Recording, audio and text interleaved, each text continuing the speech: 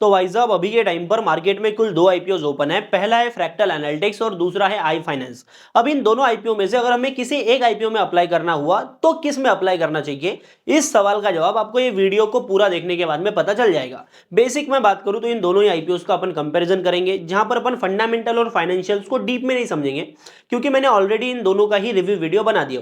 बाकी इन review videos का जो कंक्लूजन है, अपन दोनों के ही फंडामेंटल और फाइनेंशियल के कंक्लूजन को कंपेयर करने वाले हैं। साथ में डे वन का सब्सक्रिप्शन अपने पास में, साथ में यहां पर इसकी एंकर बुक भी आ चुकी है। तो उन सभी चीजों को कंपेयर करके हम एक डिसीजन तक पहुंचने वाले।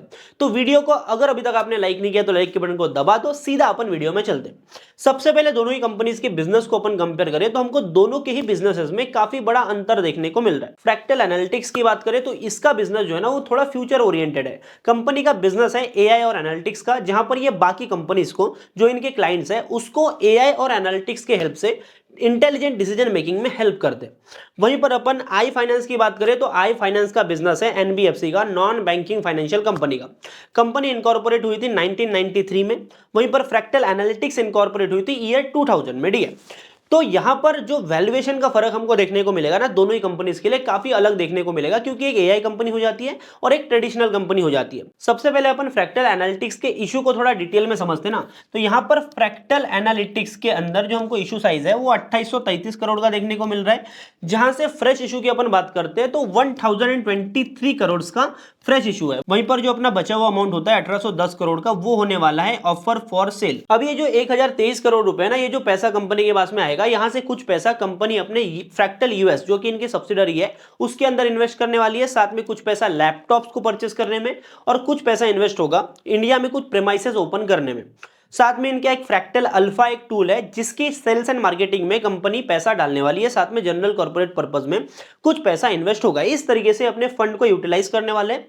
मतलब कहीं ना कहीं कंपनी अपने कोर के अंदर, मतलब बिजनेस का जो कोर है, बैकबोन है, उसके अंदर पैसा डिप्लॉय करने वाली है। वहीं पर अपन आई फाइनेंस की बात करें तो आई फाइनेंस का इशू हमको फ्रैक्टल के कंपेयर में छोटा देखने को मिल रहा है। 1010 करोड़ का इशू है, जहां से लगभग 710 करोड़ रुपए का फ्रेश इशू होने वाला है और 300 करोड़ रुपए कंपनी यहां पर ऑफर फॉर सेल के तौर पर इस आईपीओ से उठाने वाली है। अब ये जो 710 करोड़ रुपए ना, ये पैसा कंपनी कहां यूज करेगी वो भी समझना जरूरी है।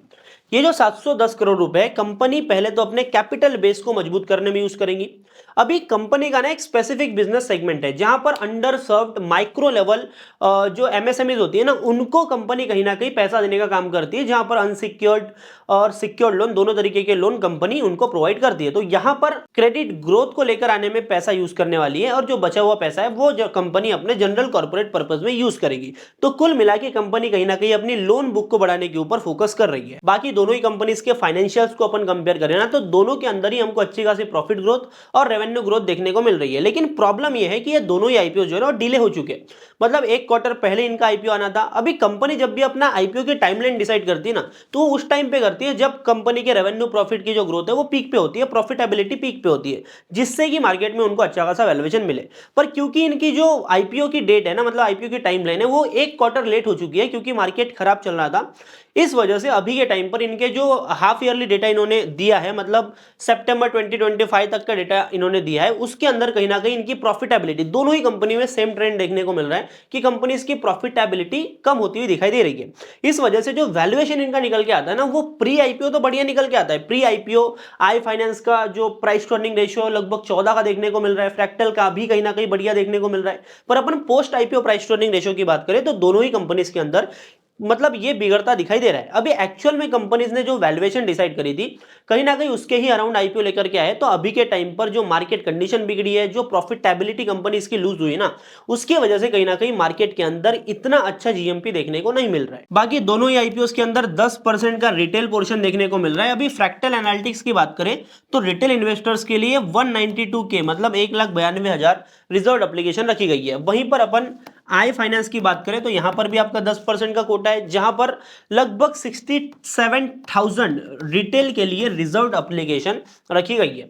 बाकी दोनों ही कंपनीज के एंकर बुक को, दोनों ही आईपीओस के एंकर बुक को अपन कंपेयर करते हैं, जहां पर फ्रैक्टल एनालिटिक्स ने एंकर इन्वेस्टर से लगभग 1248 करोड़ रुपए इन्वेस्ट करे। जहां पर इन्वेस्टर्स की अपन नाम की बात करें तो यहां पर SBI mutual fund, ICICI mutual fund, UT mutual fund, Motilal Oswal mutual fund, LIC, साथ में एचडीएफसी लाइफ, एसबीआई लाइफ जैसे नाम हमको देखने को मिल रहे हैं। वहीं पर अपन आई फाइनेंस की बात करें तो आई फाइनेंस ने लगभग 454 करोड़ रुपीस यहां पर एंकर बुक से उठाए हैं। जहां पर अपन इन्वेस्टर्स के नाम की बात करें तो Nippon India mutual fund, Goldman सैक्स, एचडीएफसी लाइफ जैसे नाम देखने को मिल रहे हैं।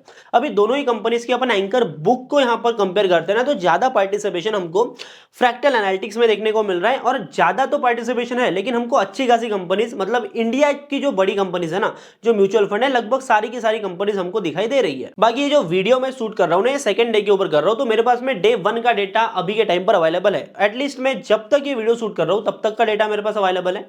तो दोनों ही कंपनीज के अपन केवाईबी सब्सक्रिप्शन को देखें तो फ्रैक्टल के अंदर हमको 0% का केवाईबी सब्सक्रिप्शन देखने को मिल रहा है। वहीं पर आई फाइनेंस के अंदर 0.14x का, 0.14 टाइम्स का ओवर सब्सक्रिप्शन देखने को मिल रहा है। एक्चुअली अंडर सब्सक्रिप्शन है, ठीक है। तो अपन सब्सक्रिप्शन को कंपेयर करें तो केवाईबी सब्सक्रिप्शन आई फाइनेंस में देखने को मिल रहा है, पर आई फाइनेंस का इशू छोटा है। बाकी दोनों ही कंपनीज को अपन कंपेयर करें तो यहां पर क्लियरली देखने को मिल रहा है कि जो फ्रैक्टल एनालिटिक्स है वो बिजनेस वाइज और फंडामेंटल वाइज हमको बेटर देखने को मिल रही है। साथ में यहां पर एंकर बुक तगड़ी है, तो हम एक्सपेक्ट कर सकते हैं कि डे 3 के ऊपर फ्रैक्टल एनालिटिक्स के अंदर हमको अच्छा खासा सब्सक्रिप्शन देखने को मिले, भले ही अभी के टाइम पर यहां पर 0% का केवाईबी सब्सक्रिप्शन है। बाकी मैं अलॉटमेंट चांसेस की बात करूं तो जहां पर फ्रैक्टल एनालिटिक्स के अंदर लगभग 56,000 रिटेल एप्लीकेशन अभी के टाइम पर देखने को मिल रही है, जिससे इनका जो रिटेल सब्सक्रिप्शन है वो बन जाता है 0.29x का। सेम इसी तरीके से हमको आई फाइनेंस के अंदर भी लगभग 19,640 एप्लीकेशन देखने को मिल रही है, और उनका भी सिमिलर सा हमको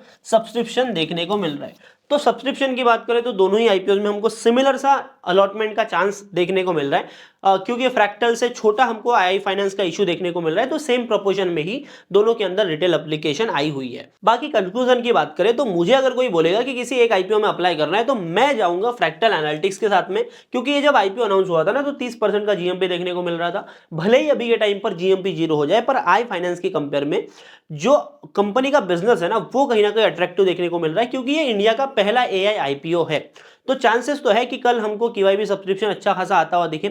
अभी के टाइम पर वैसे जो लो रिस्क आईपीओ इन्वेस्टर्स है ना, उन्होंने एकदम कूद के नहीं पड़ना है, क्योंकि दोनों ही जो आईपीओ है वो आइडियल सिचुएशन में बिल्कुल नहीं है। तो कल हमें केवाईबी सब्सक्रिप्शन देखना है, उसके बाद में ही डिसीजन बनाना है। बाकी केवाईबी का जो लेटेस्ट सब्सक्रिप्शन आएगा मैं 2-3 बजे के करीब कल अपने टेलीग्राम चैनल पर डाल दूंगा, तो डिस्क्रिप्शन में लिंक है टेलीग्राम चैनल का, जाओ जल्दी ज्वाइन कर लो। बाकी वीडियो अच्छी लगी तो वीडियो को लाइक करना, चैनल पर तो सब्सक्राइब कर लो, बेल आइकन कॉल पर सेट कर लो। मैं मिलता हूं आपसे अगले नए वीडियो में, तब तक के लिए बाय बाय, टाटा, जय हिंद, जय भारत।